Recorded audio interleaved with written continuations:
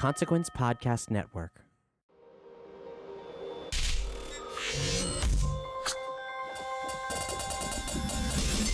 Hey, welcome to another edition of Kyle Meredith With. It's an audio interview series presented by WFPK Independent Louisville, Consequence of Sound, and the Consequence Podcast Network. Wherever you're listening from today, go ahead and hit that subscribe button to keep up with all these interviews. And if you can leave a rating or review where you're at, we'd love for you to do that as well.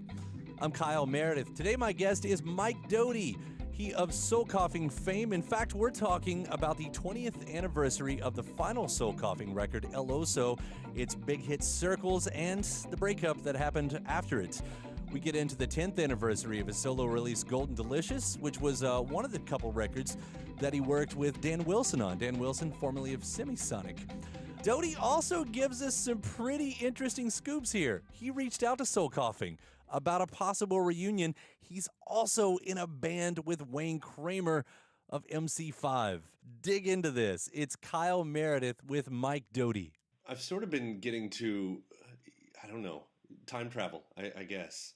I don't know. I'd never taken the chance because most of the time, anytime I do an interview, it's always about a brand new record or something like that. And I started thinking about 98, and it was a big year for me. I was 16 going on 17 in 98. Oh, nice. And that's a big coming of age year. Everything sounds brilliant. Everything. Sure. Yeah. and I thought, well, it's a 20th anniversary. I bet a lot of people are going to be up for it. So the past couple months, I've just kind of been rolling through every record that I loved that came out that year, and using 93 as a crutch as well, for when those make sense for the 25th. But and sure enough, you're on the list. So and you have two big anniversaries, album anniversaries. Golden Delicious is 10 years. Right. Not as big of an anniversary, but nonetheless. Well, I probably have more love personally for Golden Delicious than El Oso, but that's for different reasons. I don't know, but. Well, let's jump into this then. We'll I usually give people the choice. Would you like to start in 2018, 2008, or 1998? Let's start in 98. Let's start in 98. Let's work chronologically upward. All right. Let's not Quentin Tarantino it. So 1998, that's the third and final soul coughing record with El Oso and that iconic yellow cover with the bear dog thing.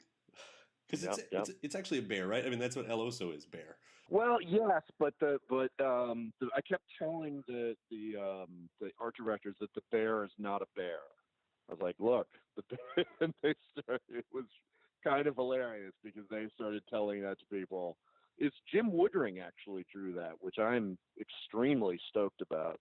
Super proud to have worked with him. His comic Frank is like an all-time for me. Yeah. So this was the record. I don't know. I'd never put this together, but when you go back and read the reviews, and I read a lot of reviews this week of this record, they always bring up drum and bass. Like this was your drum and bass record more so than the other. Why was that? And was there any reason now that you look back on it that that's what you centered on that time around? Well, I mean, I guess I'm not sure if it was 96 or 97. I had a girlfriend that lived in London, so I was going out there all the time and going to the Blue Note, which was a club on Hoxton Square back in the day when that was a bit of a rough area. Well, not that rough, but certainly rougher than it is now. And it was almost like a matinee because it would start at 6 p.m. And it was Doc Scott and Goldie and Crust Spawn and Ronnie Size Spawn and just it was Groove Rider, DJ Die. It was all the top echelon of drum and bass DJs. Had to play there at some point. It was de rigueur to go in and sort of kiss Goldie's ring, and it was also the first place that all the white labels came to. So anybody that made a track first took it to this one particular mastering place, the Music House. Then from there, they would take the master to a record store, which I don't remember the name of the record store. And then if the people in the store reacted well to it, it would end up in the hands of one of the DJs that played the Sunday night show at the Blue Note. So it was an incredible place to be. And, it was like a real sort of world historical music scene, if I can be hyperbolic. And I just wrote a lot of stuff on the dance floor. I just went and just sort of sang stuff to myself and then remembered it or recorded it somehow when I got home. But at the same time, I would say that you became a lot more melodic at this. There's something about that dance floor that maybe lends itself to rhythm and beats. But your vocals, there's a lot more singing that I remember. On the first, because the first two records, I mean, you all had such a unique style right out of the gate. But a lot of what you were doing was a bit more. What do you call that? I mean, talk singing, or I'm sure there's a better term. Chanty, rappy, sort of the Fred Schneider realm of Sprechgesang. Seriously, I mean, like that sounds glib, but Fred Schneider's a genius, man. But there was more singing on this, and maybe I don't know. Was that just a natural from being an artist for a little while, being more comfortable? I guess. I mean, I guess part of it was I just became a better singer because I was on the road all the time. But it's hard to pinpoint.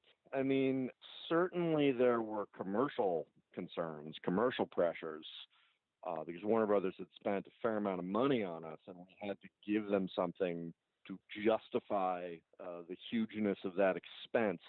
Not so much in terms of what ended up in our pockets as what they spent on promotion and spent keeping us on the road. So it wasn't like that wasn't a concern, but I probably got there organically, at least in my memory, I got there organically. Well, you definitely fulfilled, that promise of a hit. I mean, Circles became, from what I remember, a very big hit, inescapable at a point. Yeah. Number 38 on the Billboard charts, which makes me officially a one-hit wonder, which I'm very proud of. Is that true? Because very, very proud. Yeah, it's true. It's absolutely true. So you can't even count Super Bon Bon as just being a classic song. No, it's happy to hear that. But look, rules are rules. It's top 40, got one in the top 40. It could happen again, but, at least for the past 30 years, that is my only hit. You're in good company with, as they say, Jimi Hendrix and the Grateful Dead and a few dozen others. Absolutely. Yeah. Circles is still such a great song. Listening to that, it still sounds so unique, and especially with that guitar part. Is there a story with that guitar part? Because it's quirky, but it's iconic. I mean, well, thank you. There's sort of like kind of inside baseball stuff, like the guitar was tuned to an open chord on the upper strings, but was tuned standard on the lower strings. But the story of that song is I kind of gave up for the first 2/3 of making that record. I was like, you know what, I'm just going to come in and lay stuff down and then get out of there. And that's when I started getting phone calls from the manager of the record company that was like, hey, man, write a hit. You're the guy. You got to do it. And I am super proud of that song. I have never had a problem playing that song every night. Well, there was a while when I didn't play it at all, but that was sort of a conscious choice to sort of forge new ground in my life. But I've always enjoyed that song. It's in my entire career. I find almost anything I've ever recorded difficult to listen to. I'm generally glad to hear that song. $300 off LOSO is another one of the very few songs that I'll actually enjoy if I hear it come on somewhere. So as far as a one hit to be the source of your wondrousness, I'm stoked to have that one. This will probably make you happy and piss off a lot of old Soul Coughing fans, but two of the other songs on this record, St. Louis and Science, you did end up re-recording. I much prefer the re-recorded versions to the old Soul Coughing version. Very much. Appreciate it. Science was, in fact, oddly, especially given sort of the format of like the two guitar chords, was actually Mark Deliantoni who really came in with the track, and I wrote the lyric on top of it. Obviously there was there was a fair amount of that in Soul Coughing, but that one's sort of notable because it really is like kind of classic Doughty style and is in fact a collaboration. You'd said, about sort of giving up about halfway through this. Was the end of the road clear? Could you see that this was the end of it? Was the writing on the wall? Oh yeah, I really was. I was just sort of giving up on life, period. On a number of different levels, and this funny thing happens when you're in a successful band, which is you don't realize why you became a successful band, and you think like all you have to do is just throw something out there and you'll go out on the road, and then somebody eventually reminds you, like, hey man, look, it's because of that stuff you wrote. You know, you can't just put anything out there. You know, I think the classic story with that is Nirvana In Utero, when they made like a noise record with Steve Albini, and somebody sat him down and was like, hey man, really, you're not a world historical inevitability, but Smells Like Teen Spirit was like one of the greatest songs of all time, and it was a big hit. So, like, you know, and I think it happened to a ton of bands around that time, because they worked just so hard back then. You know, they just put you on the road for 2 years, and, you know, people didn't have a chance to write, and it was a very cynical environment, fashionable to be cynical at the time. So it was like when I got that call from the record company, that was like right a hit. It was a wake-up call in the extreme. Now, how soon did it end after this record? I've read the Book of Drugs, and I loved it, but I don't quite remember when it all fell apart after this record. I mean, it was really sort of like major painkiller use was happening during the making of that album. I got a lot of migraines, I got a prescription, and then just sort of giving up on life and being like a morning heroin user was, I don't know, like 6 months after that record came out. Isn't it interesting, though? You know, here you've got the biggest hit of your life, and on one hand, the success is there, and everything else is gone, in a sense. Yeah. You know what's funny is somebody, when I was making records with Dan Wilson, somebody was like, do you and Dan Wilson ever talk about how awesome 1998 was? And I was like, no, we do not. Because that was an incredibly difficult year for me. And for Dan Wilson, his child was born prematurely. Yeah. While they were making that album that was the big hit. So his mind was constantly on his wife and his child and going to the hospital, and, you know, so sometimes like these big hits they're not reflective of the state of your life. Yeah, it's actually Dan Wilson is the one that kicked off this series, this 98 series. Oh, is that right? Feeling Strangely Fine. He was my first one in the series, yeah. And hearing about that. Yeah, it's and of course, you know, from the outside, you know, as we've always said, it all looks so sexy. Mm-hmm. You know, it always looks so sexy. And when you look back even at all the promo shots and everybody's glamored up, I mean, 98 was such a bright color year. Everything was so bright and bursty and day glow, you know. The lenses are very rose colored anyway.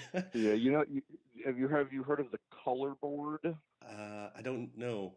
The Color Board is this organization that predicts what colors are going to be big in the coming year. And they're like a research service, and you can pay a ton of money and they will send you what colors they think are going to be the big colors, right? Wow. Generally for fashion, but this tends to apply over all art forms. Mm-hmm. In practice, they're really kind of deciding what the colors will be, because everyone's like, oh my God, the Color Board is, you know, all about burnt salmon, so we better make some burnt salmon stuff. So that has a lot to do with why you look at all the music videos from a certain period of time, and, you know, there's a certain kind of color that is endemic to whatever period it is to this day. Yeah, the color Illuminati. It's real. It's 100% real. It is 100% real. Yeah. I was well, I'll finish out on El Oso here. I was reading someone's review, and I think this was a hindsight review that came later, but they were talking about the incumbent closing out the record, and it was you saying goodbye to New York. But if you think I moved back to, like, after recording that song, and by after I literally mean a week after. Well, you know, if you take the wide scope, I mean, New York was so integral to how you all developed that sound, or at least it seems like that. And so to me, that was goodbye to the band. You know, goodbye New York, goodbye Soul Coughing. It's a bow. It was also, I mean, it was a bad time in New York on a certain level, because it was when Rudy Giuliani's cops were shutting down dance clubs, and, you know, you would have some drunk person like shimmy to a song at the bar, and people would leap out and grab them and stop them from dancing, because if an undercover cop saw that, and there were undercover cops going to clubs looking for these infractions, like your business would be done. So that was an extremely depressing aspect of New York at the time. No, I just read a lot about that in the Meet Me in the Bathroom book, because of course it starts there. It starts around that era and everything. Yeah. It was really, it was stunning. And it's, especially if you look back at that time and all the amazing, iconic movements of dance music that happened all around the world. And New York kind of doesn't have one. I mean, there's certain DJs who did great basically in London, or in Los Angeles or San Francisco, but there's no iconic genre that came from New York during that period of time. And I think that's actually really sad. Yeah, that's of course how that book starts. It just talking about how, because it was sort of a musical wasteland in some sense, it paved the way for this sort of rock thing to come out from below, which rock with the dance beats. Yeah. Well, let's spin the wheel, jump back in the time machine, head up to 2008 when Gold and Delicious comes out. It is one of my favorites of your solo. Thank you very much. Yeah. Well, first off, let me take the broad one on this. How does this record look to you now, 10 years back? Oh, I mean, it's recent enough that it sounds terrible to me. I mean, really, like there's about a 15-year mark at which I can listen to something and go, well, I hear what I was trying to do. But it's, like within the first year of something, I'm like, oh my God, this is the greatest thing. I'm so stoked that I made this. And then after that year mark, I suddenly, it sounds horrible to me and I'm like afraid of it. But it was a super fun record to make. Staying at Dan Wilson's house, which is a blast, in Minnesota. Minneapolis, fabulous town to spend extended periods of time in. There was a going theory on the album, which was Dude Theory, which sadly I talked about that in public, and then, what's my dog whining? People would, there'd be like pieces about it and be like, Doughty wanted to make this record that just sounded like Dude. And I was like, no. Basically, the idea was, rather than doing a thing where there were layered sort of wall of sound guitars, you would hear a certain instrument and you'd be able to identify it as a musician. Each part was a person, and obviously there were a number of musicians playing a number of different parts, but for instance, the vocals weren't layered. There was a backing vocalist rather than me doubling the vocal, and the rhythm guitar part was a specific part as opposed to we'll record it on a Telecaster and then we'll put this Martin acoustic behind it and blend them in. And the idea was you're supposed to hear that record and visualize a person on the stage for each sound. So I kept playing it back, and I would go, I would turn it down and go, who's that dude? Who's the dude? And they'd be like, oh, I don't know who the dude is. I was like, all right, the dude's a keyboard player, and there'd be like the keyboard player would do like two synth parts. It'd be like, you know what? It doesn't sound like a dude. It sounds like a multi-dude, like a non-real dude. So he's got to do that on like a piano or different instrument that will sound like a different element in space and time. The solos are really good on that, especially those synth and keyboard solos. Yes, John Kirby, especially the solo on 27 Jennifer, which I think is hilarious. Yeah. And I was stunned to read reviews that thought it was not, one hesitates to say ironic, but not ironic. Because, it's like that kind of wheedly Eddie Van Halen sound, which he just did, and I just couldn't stop laughing. And I was like, oh my God, that's on the record. Well, the critics were not completely kind. No, I mean, more than that, the fans were not kind. Oh, really? Oh, yeah. Like people were really, I mean, there was a lot of different music. There's somebody that's walked up to me and been like, the last thing you did is better. Beginning with when I put Soul Coffin together, and I was like an acoustic kind of anti-folk punky guy with wandered around with a battered old Yamaha acoustic. I remember a friend of mine coming to a Soul Coffin show, and then I was like, what'd you think? And she'd be like, well, it was good, but I really kind of liked your music thing. Then, there was Soul Coughing had like kind of this super hardcore the fans in New York. And then when the album came out, everyone was like, the album is not as good as the shows. So my entire life, like the last thing that came out is people are like, well, the thing before it. So it was like I really took it to heart this time, especially like the word dude getting around, and people sort of not understanding that. But what are you going to do? Like Wednesday is one of my favorite things I've ever done. Luminous Girl. There's a bunch of things that I just think are fabulous to this day. I mean, especially looking back on that, and I think it's all. I know it's all changed now, but especially when you had more of the snobby blogs, the hipstery sites and stuff like that, they really centered in on that ATO thing being owned by Dave Matthews. And with you splashing the word dude around, suddenly you've got a bro thing. Yeah, that's right. Yes, suddenly I got a bro thing, which end of the day, like it doesn't matter as long as somebody's hearing the record. Yeah. As long as it's getting to the person who loves the record, I don't care. Yeah. And look, I've been critically acclaimed and I've had hit records, and the latter is definitely more fun. So Hottie Melodic, that had been a pretty good solo hit right there, and I know we're not talking on the sense of, as you say, Circles being a top 40 hit or anything, but that was a really strong hit solo record. Oh yeah. People were sort of shocked by it. There were so many people that did not want to put the record out that I just remember, because it took like 3 years to make it with Dan Wilson, because it would just get time with him whenever he had it. And, we would go to labels and they'd be like, I don't know. Well, I don't get it. So when it did come out, it was something I was really, really proud of. And then, so this is sort of like that. You've proved yourself. You are a solo artist. You are everything that you told everyone that you were. And now this is the next record. It seems like it's always stacked against you somehow, and against every artist who goes through a similar thing, Oh, yeah. I mean, if you have a career, like this is having a career, is people hating the last thing you did, and they either hate it because you have changed, or they hate it because they're like, oh, you stagnated, man. You're just making the same thing over and over again. But, you can't win.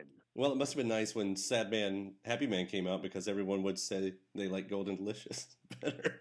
Yeah, it's great. Vindication is always just around the corner. Yeah. I wondered, so I don't know, maybe I'm wrong here. Hottie Melodic, it does sound like, I love the songs on Hottie Melodic. It also sounds like that you're purposely trying to get away from the sound that, Soul Coughing was there. It's more guitar based, it's more folk based in some parts.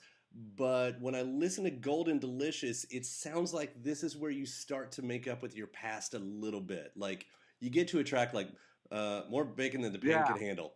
That's like, did it feel like that? Were you making up with your past a little bit? On those two records, on Golden and Hottie, I was really just in the weeds with Dan Wilson. And it was just what Dan was interested in, what I was interested in. There wasn't a whole lot of level of macro thought. Dan and I argued a lot about bridges, because he essentially came from the Beatles, and I came from, sort of like the James Brown line down through hip hop of, I'm cool if it's one chord for 6 minutes. I'm great with that. One chord, one beat, just fine with that. And he would be like, you need a bridge, man. It's been going on for 2.5 minutes. Has anybody seen the bridge? Yeah, exactly. Yes, he saw it everywhere. Bridges on every corner. So yeah, I mean, like it's reflecting on it. It's I can't really look at it and go, oh, this is what I was trying to do. I can think about like what I brought into Dan, what he reacted to. It was very present tense making both of those records. Well, 27 Jennifer's, totally a classic, a fun song. Fort Hood sounds great to listen to. I think my favorite to the week that record came out to this day on that is Put It Down. I jam out on that on a Saturday, and it's so much fun, When we recorded that song, so I wrote the lyrics walking around Millennium Park in Chicago on a cold day. Just I had the riff, and I was just walking around, and I sort of wrote it in my head. And so we, like a week later, I'm in Minneapolis. I'm in the studio. We did the first take of that song, and it finished. And I was about to get on the mic. I'm in a booth somewhere separated from everyone else, and just go, well, that was terrible. Obviously, I guess we can move on to whatever the next song is, because this is a complete failure. And then immediately everyone was like, oh my God, that's great. And I was like, all right, I guess it's not terrible, and I guess we will be finishing this song. It's so fun. It really is. And the wordplay, just how it flows. Yeah. I'm a big fan of it now. It's just like the moment it was recorded, I was like, nope, well, everyone hates that, and sorry that I took their evening away from them recording this song. All right, back in the machine, and we'll head back to present day, because I know you've been busy, and the thing is, you're busy in the private public eye, is the way to say that. Yeah. Because out here, it looks like always between album cycles, one day Doughty will have another record. But you release music constantly, right? Every week there's a new song. And I've been putting up sketches and little instrumentals I write and weird little fragments. And it's all on Patreon, which is a large portion of my income these days. And it's like 700 people. Yeah. That pledge monthly. They're like the 1% of the 1% of the 1%. And they want to hear the new weird stuff every week. I love doing it because I love lo-fi stuff. The new iPhone is an incredible lo-fi recording device, partially because they have this pitch correction feature, sort of like an auto-tune feature that I'm sure they thought like, oh man, everyone's going to use this to make these great sort of pop vocals. But really, I just sort of crank it about halfway, and it makes the whole recording warble and get like a little bit dissonant. It sounds like a dying tape recorder. So once again, I mean, the story of musical technology is, the inventors bring something into the musicians and they're like, this will perfectly simulate the saxophone. And then the musicians sit there making weird noises with it. So like, I love just writing stuff and recording it on that and putting it the same day. I mean, it reminds me of those peak drum and bass years when, somebody would do something in their studio and walk over to that mastering place, and a week later they'd be playing it Sunday night at the Blue Note. Now, with these songs, is it sort of the plan, like eventually you'll notice a dozen that you'll say, is that an album? Or do you still keep the album sort of separate of all of this? I don't know. I mean, somebody who actually works at a pretty big label was like, you should record for a label, which was code for you should send us some stuff, which was code for you should send us some stuff that sounds like Haughty Melodic, but I'm getting ahead of myself. And I was like, whoa, that's really cool. And then I was like, wait, is that cool? Like I can't do this and be on a label, can I? And this is really great. And not incidentally, like I make money doing this. Mm-hmm. So, I've long been the man running my own candy store, which is not great, financially is sometimes good, sometimes not good, but I hate having to think about the stuff that otherwise you could just rely on a record company to take care of. Like, I need art for this single, or I need to make video, or whatever it is, and there would be just a lot less work. So that part's attractive, but man, this process is so good. Yeah. I mean, I would love to make a record that like I work as a real record and go out and shill it to radio stations and press outlets and blogs and etc. But the only thing available is a song or two on Spotify and Apple Music, and the rest you got to be a Patreon member to get. Which, I mean, it's great that you found that. I've talked to a few other artists who found the similar things out there. I mean, a way to survive, in a moment where everyone is trying to figure that out, how to survive. I'm not saying you're sitting back, because obviously you're not. It's not like you're relaxing through this, but at the same time, you seem to have found what works for you, which is fantastic. Oh yeah, I mean, no, look, it's hard work. Like writing a song every week is not easy, and the irony of the process is the songs that are very difficult in process tend not to be the best ones. Mm-hmm. Best ones, I just sort of write in an instant and they get put up there. And so then I'll think, okay, well, so yeah, the deal is like I won't work super hard and, and I'll just do the ones that come easy. But if you do that, then the ones that come easy aren't as good. So, there's like mental trickery in getting up every morning and playing the guitar and working hard on something. But it's all, it all is sort of working towards that thing that just comes out effortlessly. Have you ever thought about doing a show just for your subscribers that only plays the deep, deep, deep stuff that you're putting out there? I have. I mean, there's always somebody in front yelling something from 2003 that was like on the Day Trotter for a week, which I love, but I never remember those songs. I got to play something live twice at least to have a working, functioning, playable memory of it. Is it worth asking if there's sort of like, we were talking about LO, you being in a drum and bass. Is there anything that sort of threads all this together right now like that? Well, I mean, I'm writing a lot of bass lines. It's fun. I will actually tell you this. I have not told anybody this, but I went to Soul Coughing and was like, I'm writing a record that sounds like Soul Coughing. Do you want to do it? And it turns out that Soul Coughing is still crazy go nuts in a huge way. Yeah. And it's like an amazing way. And I was like, man, it's 1999 again.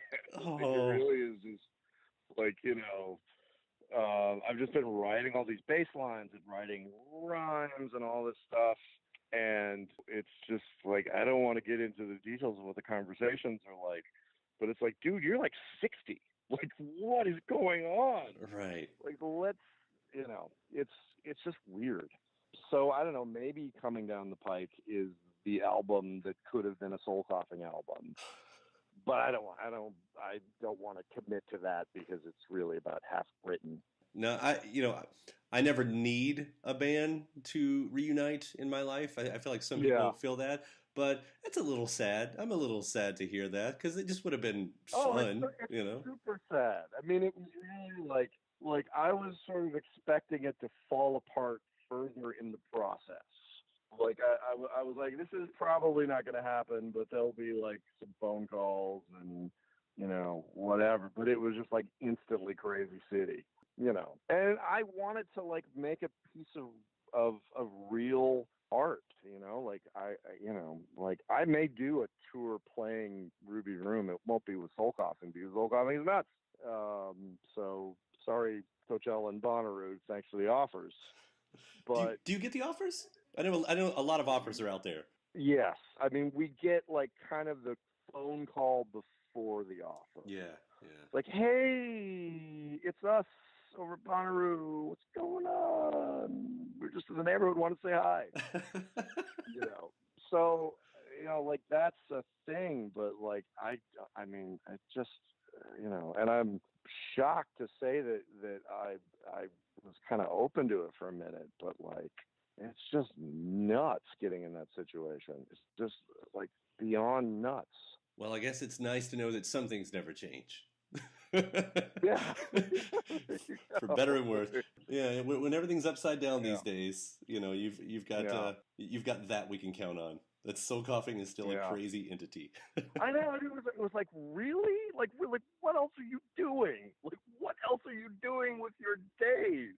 This would be so easy. Yeah. Just show up and play the thing. And it was incredible. It was just, I can't believe it. I just can't believe it. So one of the first guys that I got in touch with in Soul Coughing was Sebastian Steinberg, the bass player, who has an amazing career. He's an incredible player. And you put him in any situation and he just makes it sound better. He's just super great. Like, I'm doing great with that guy. I mean, which is kind of the weirdest of all the relationships in Soul Coughing.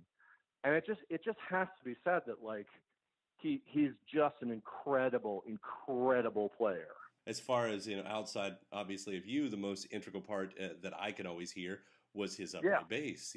That was him. Yeah. So, yeah. I mean, look, it's Andrew Scrap Livingston has been my bass player for years. I'm in love with him. Mm-hmm. You know, like I envision us as like a Duke Ellington, Billy Strayhorn kind of love match in heaven musically.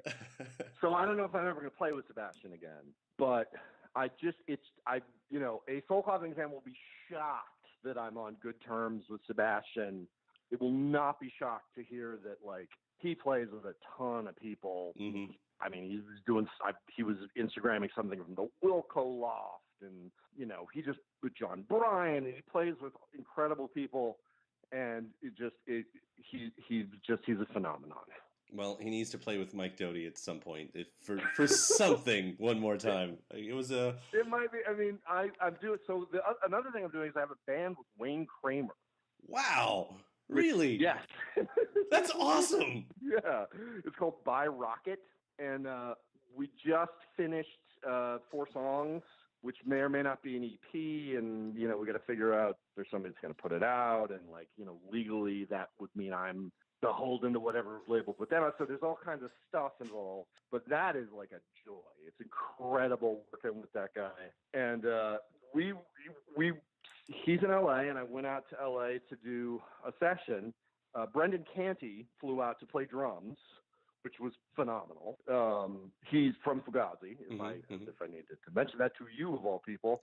But he's also like, he's got 4 kids, and he's like the constant like groovy dad with 4 kids in college. Like it's kind of amazing because I was such a Fugazi fan to know him. But so I said to Wayne, I was like, you know, Sebastian lives in LA, let's get Sebastian. And Wayne was like, you know, I read your book and I'm not saying that it's necessarily a bad thing, but maybe your first musical interaction with Sebastian of all time, maybe I don't want to be the one to roll the dice and have that on my project. You know, I mean, he's not so wrong. I mean, looking back at that book, you wouldn't even say any of them by name. You would not, you know. Oh, look, the reason is the pseudonyms I came up with were just terrible. And I would look at some dumbass pseudonym in the book and like, these are kind of elemental figures in my life. And what else? I mean, like, I'm really embarrassed by some of the pseudonyms. I have a friend, Rachel Murdy. She was the voice of Janine, and she's a friend of mine, and she hates the pseudonym I came up with for her. And she's like, we'll be hanging out, and she'll just sort of look at me and say this name. And she's like, I can't believe you know, so... I mean, my next book, I hope to not use anybody's name and refer to people as, you know, the playwright or the chef or, you know, the CIA assassin or whatever their job is. So I think that came off as a thing that was way more resentful than it actually was. I see. Yeah, it did to me. So it's nice that that's cleared up because that does change quite a bit. Yeah. I mean, I could see it, but really it was just like, you know, it's like mom and dad. It's like, what am I going to come up with a pseudonym for mom? You know, like these are like elemental figures in my life. Yeah, that's seriously cool to know. Who knows? You know, we'll put this out there and maybe something will come around. Well, I mean, you know, I'm playing with Sebastian. I bet that's going to happen someday. But it's just like, it's just wearying having these conversations. And it's like, can we just like pretend we're different people and just have an adult thing? And, you know, like let's just pretend that we're old people that want to cash in on Soul Coughing. Right. And then like through a side door, we'll make great art. Like, let's just do something that's not involved in this mishigas, you know, whatever. But that's all really cool, and especially the Wayne Kramer stuff. It's really exciting. I'm looking forward to hearing that. It's really good. I'm shocked how good it is because I was really just like, I met him and I was just like, hey, and like just being, you know, just throwing caution to the wind, and he was like, oh yeah, totally. So yeah.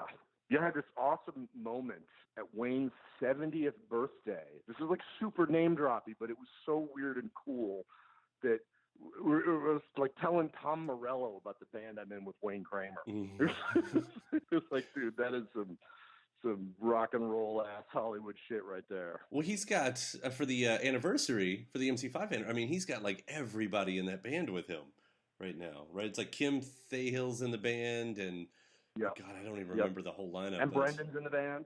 Okay, so he's actually drumming in that band too. Yeah. Don is playing bass. Yeah, I mean, everybody jumped at the chance. Yeah, why would to do that? Also, like Wayne's like a jazz guy. He's like a Sun Ra out, like really interesting guy musically. So I think when rock guys play with him, they really feel like he's kind of expanding their thing and getting them into territory that, you know, even if they're in legendary bands, they haven't done that kind of thing before. You think they rock, paper, scissors every night to see who gets to scream out, kick out the jams, motherfucker? No, I think Wayne gets to do that every night. Every night. Wayne being a rock and roll living legend, I think he wins that argument. I don't want to boil his whole career down to one line. It's just a great line. It's the best line. Yeah. It's the best line. Yeah. I'll always look forward to that next record, whatever that might be. In the meantime, sounds like I need to become a damn subscriber if I'm going to get my Doughty fix anytime soon. So. I know. I mean, I imagine sometime in the next year to 5 years we'll put out an album. Mm-hmm. But I don't know. This thing is working for me and better than I expected, to be totally honest. Yeah, can't knock that. Not at all. Yeah. Well, thanks, man. This has been a lot of fun. I really do appreciate you letting me nerd boy, fanboy out on all this. Absolutely. Thanks, Kyle. I'm sorry, real quick. My wife was waving at me because she told me to tell you hi and to tell your dog hi, and she said the name, and I... Lunchy. She said tell Mike hi and tell Lunchy hi. He is at my feet right now examining a stick. There you go. So I've done my due diligence. We're good. Yes. All right, buddy. I'll talk to you later. All right, bye. Bye. And thanks to Mr. Mike Doughty for giving me that call right there. Really looking forward to all the upcoming music he's got on the way. Hey, don't forget you can subscribe to Consequence of Sound's YouTube channel to keep up with your favorite artists and interviews. And also, if you're listening to the podcast, maybe at iTunes, Podchaser, wherever you're listening from, please do hit that subscribe button and give us a rating and a review while you're at it.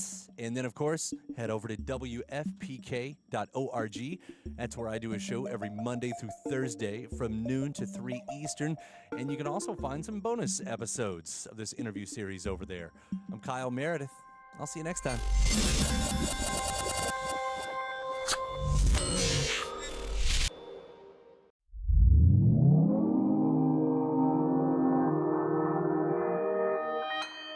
Consequence Podcast Network.